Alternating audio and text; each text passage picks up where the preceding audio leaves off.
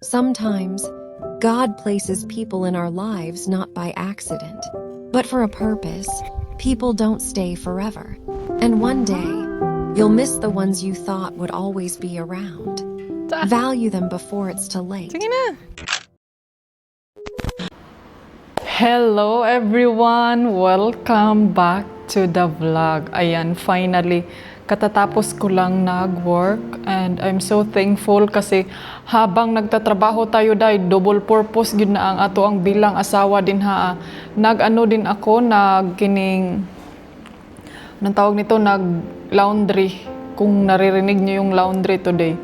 And then, meron akong naiba yung background natin. Comment down below kung ito ba yung maganda or ito. Or yan siya sa likod.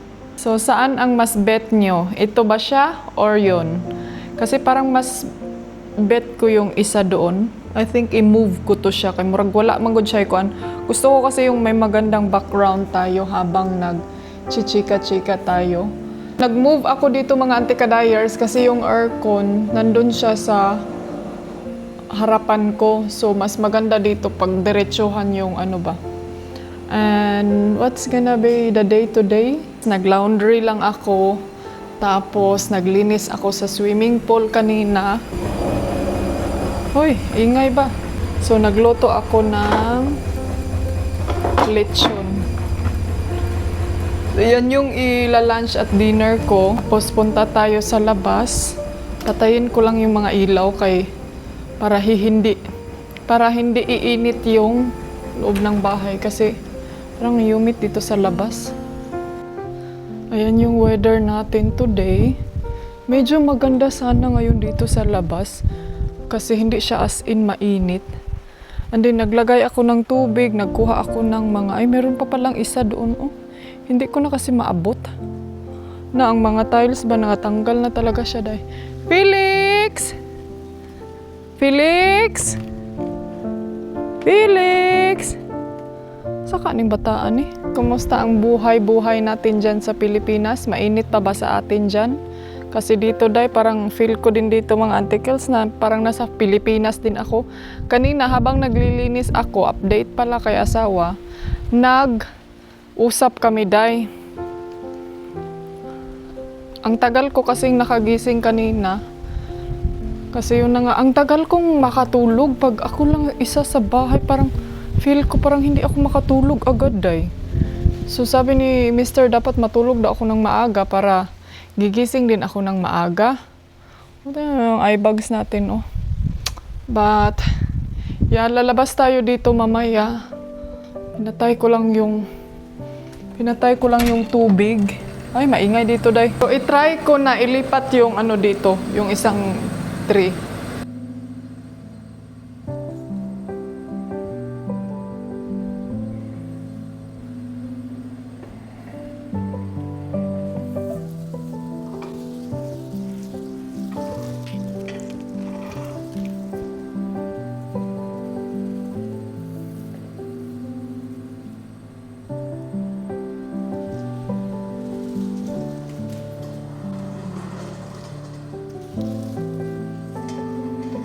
Hopefully na okay lang siya, no? Okay ba siya? So, dyan ako uupo. Finally, tapos na akong nagluto. Tapos na din yung laundry. Wala na isaba, day. And then, nag-film pa ako kanina. Nabwa ko yung nilabhan ko. Sa dihang, wala naman day na film, day. Wala na video. Uy! Naman day ako ang Mother Earth dire, oh. Mga unta, mga antikels. Wait. Uy! Si Kuan. Katong taga yung ulam natin. Lechon. Tapos, rice. And then si Mother Earth. Hello guys. Hello guys. O, palagi ka natulog guys. Patulog naman ko God. Di pala na po diskonto. Yan, nagpa-aircon na po ka diha. Dahil ito may bayad sa kurente. Ay, good sig pa-aircon. Kaya panuhuton dyan kag samot. Kawa kay kabayad sa kurente. Ay, nakunin mo guys. Ingon kami kagabi, wala natulog dito. Gahapon, asa di ka na to gahapon? Dali Alam niyo ba na may kasabihan, pag kumakain ka ng Filipino food, tapos ikaw lang, wala kang kausap or wala kay kanang kasama, hindi mo mafe-feel na Filipino food yung kinakain mo. Kaya ngayon, kumakain ako ng lechon, so tinawagan ko yung mama ko. Para feel ko talaga na lechon yung kinain ko.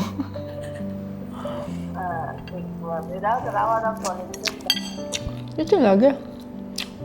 Ayaw niyang maniwala, Day. Lechon, hindi mo na pag-lechon. Giluto. Tambok gani kayo. Gilingig kayo ni.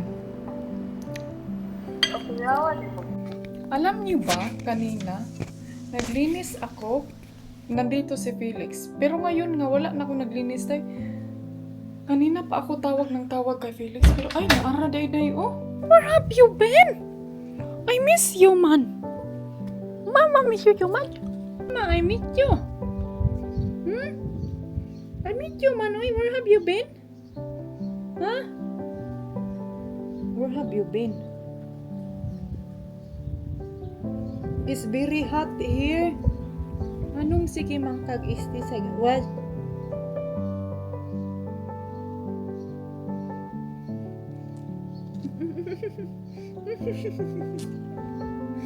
Mahadlok na siya.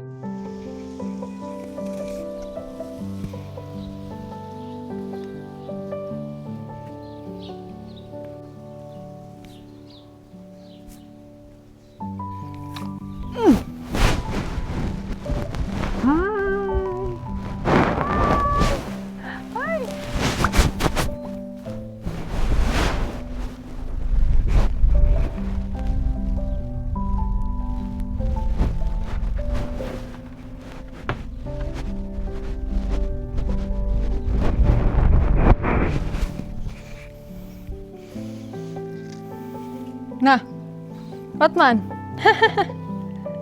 What now? Huh? What now?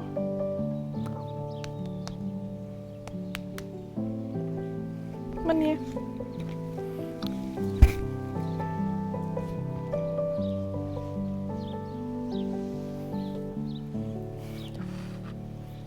Ta. Sige na.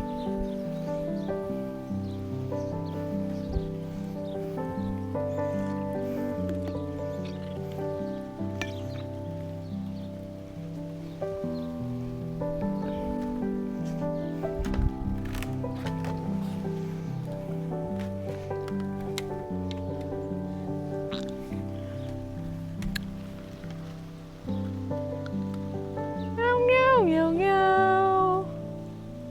Meow, meow, meow, meow, meow. Say.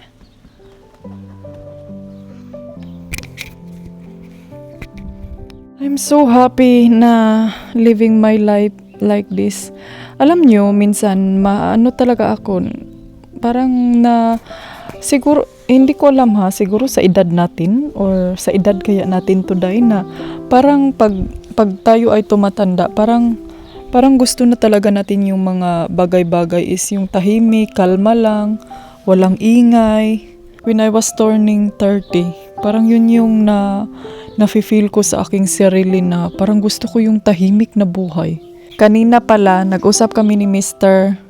Tumawag siya sa akin. Sabi niya na, kumusta ang buhay alone? Sabi ko, okay lang naman. Marami akong mga natutunan. Marami akong mga bagay na hindi inasahan na mangyayari. Marami akong mga bagay na mga gusto kong gawin na parang feel ko hindi ko nagawa. Pero ngayon, I'm very thankful. I'm very happy kasi nagawa ko siya dahil ng walang pag-alinlangan. And then nagawa ko siya ng walang pagdadalawang isip. And then every time na tatawag siya, si mama din sa likod, hello my love. Sasabay din siya sa amin dahil, I miss you my love. Ang cute ni Felix. Sabi pa ni Mr. sa akin kahapon, no, siya nga, So ngayon naramdaman mo na ang feelings kung ano ang pakiramdam na mag-isa lang. Sabi ko sa kanya na, oo nga, nag-wonder nga ako sa iyo before kung paano ka nakasurvive na ikaw lang mag-isa doon sa Denmark. At saka sabi ko sa kanya, pero hindi ka naman nag-iisa, most at the time kasi nandyan naman yung family mo. Sabi ko sa kanya, sabi niya na, oo, pero mas maganda talaga yung dalawa kayo sa bahay, sabi niya. Pero sabi niya, pero wag kang mag-alala dahil I'm still here with you daw, sabi pa niya sa akin. I'm still here with you. We can call anytime, anywhere. Sabi pa niya ng ganun. And then, maganda din yan para sa'yo. So, para magiging matured din ang relationship natin at magiging matured ka din. If ever na darating ang panahon daw, yung mga ganyang bagay dahil kuyawan ko kuyawan ko dahil. Sabi ko na I hope it's not gonna happen. And then sabi pa niya sa akin, I'm sure you're gonna learn a lot daw. Oo nga, tama nga naman. Minsan kailangan din nating mag long distance din minsan. Para maranasan din natin yung buhay na yung ikaw na lang mag-isa ba. Kasi alam nyo, minsan mapaisip talaga ako mga antikils. Meron kasing German woman dito ba. Sabi ko, paano kaya siya nakasurvive na siya na lang isa sa bahay? Alam niyo yung feelings na ganun. Pero ngayon parang na-realize ko dahil na hala. Ganun pala sa feelings, no? Like, ngayon ako na lang isa dito. And then, alam ko naman na walang forever dito sa mundo. Pero ganyan pala talaga yung feelings. Pero ngayon, na-realize ko talaga. So, kailangan talaga nating i-treasure yung mga bagay-bagay na magkasama tayo sa ating loved ones. Lalo na sa ating asawa, yung mga wife, husband natin, kailangan talaga natin yung bigyan ng valuable. Kasi alam nyo, minsan kasi pagkasama natin sila lagi, parang wala lang, parang feel lang natin nandyan lang sila forever. Pero hindi pala talaga ganun mga antikils. Kailangan talaga nating sa ating sarili na we are not gonna be still together. So, spend time together,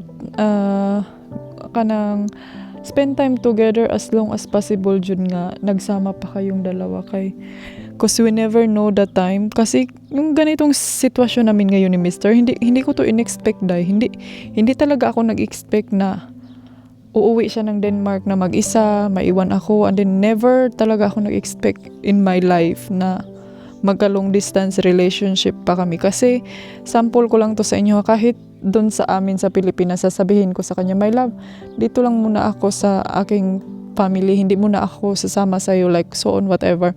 Pero hindi niya yan sinasabi na wag ganito ganyan, nasama ka sa akin ganyan. Hindi niya yan sinasabi dahil, pero mafe-feel ko sa kanyang sarili na malungkot siyang aalis na siya lang mag-isa. So, parang hinahamon din ako ng aking mga kapatid. Minsan, ikaw, kaya mo kayang umalis na wala siya? Kaya mo kayang magpaiwan? Baka pagkabukas, magsakay ka na ng bus kasi sumunod ka na. So, parang ganun, parang automatic instinct sa aking sarili na hindi ko kaya. Pero now, I know na parang feel ko talaga na kailangan namin tong gawin. But not for just our relationship, is for also some other things, sa mga important bagay na kailangan naming ayusin dun sa Denmark. And then siguro ginawa din niya yun is because siguro ayaw niya akong may stress, na lalo na doon wala kaming sasakyan, hindi namin dala itong car, so ayaw niya siguro na mas ma-stress ako pag nandun ako, kasi alam yung mga bagay-bagay na kailangan niyang tapusin, kailangan niyang gawin, kailangan niyang trabahuin. So siguro mas kanang tinanggap na lang niya ba na sige ako na lang ang uuwi kahit malungkot, at least nandun naman sila mama, nandun naman yung mga kapatid niya. Pero nakita ko sa kanyang mga mata, mga antikils, na nag-worried talaga siya sa akin. Alam mo yung pagtatawag siya 2 beses, hindi ko sinasagot. Anong nangyari sa'yo? What's wrong? Why you're not answering? You know, I'm worried, I'm scared. Alam niya kasi na may mga lagi akong niraramdaman, like yung stomach ko, And then, mahihilo ako bigla. So, parang nag-overthink siya, day. But, hopefully na everything is okay. Sobrang nag-enjoy ako ni Felix. He's so distracting for my life lesson. Felix, you are so distracting. Ashush! Ashush! Kunin ko muna yung phone. Hi, hi, hi, hi! Lang! Asus! Asus! Asus! Asus! Asus! Buligid lagi dayon ba? Ay! Gusto niyang makiglaro, gusto niyang makig-usap. Kay kagabi, alam niyo ba ang nangyari sa kanya? Ewan ko lang ha, kasi nung nandito si Arya, lagi niya ginaganon, ginaganon si Arya. Pero hindi siya as in laging lumalapit kay Arya kasi alam siguro niya dahil na allergy si Arya sa kanya. So, hindi siya as in totally na lumalapit-lapit talaga ng bongga. And then, Hasash! Hasash! Ngayon, na kami na lang dalawa, Hasash! Tanawar! Lang, lagi niya akong mini-meow, meow, meow. Tanawar ko dahil. Uy, Felix! Unta ka na, oy? Unta ka na, oy?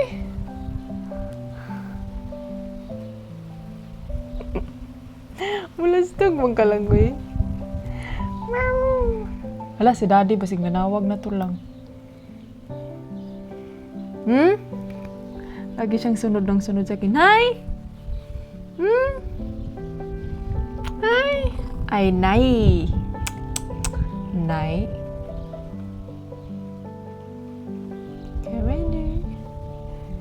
I think that's it for today. Thank you for watching. Don't forget to like, comment down below, and subscribe to reach 1 million. Chari. 1 million taday. Sagarin natin yung 1 million. 20 million gani kang Arya. But thank you so much and welcome to our new followers. Welcome sa mga bagong subscriber natin and hopefully na mag-enjoy kayo sa ating mga iba pang vlog. Abangan ninyo and comment down below kung may mga suggestion, question, and everything kayong gusto nyong tanong or advices and everything. So I'm open for that. So thank you guys. See you for my next video. Bye. You wear a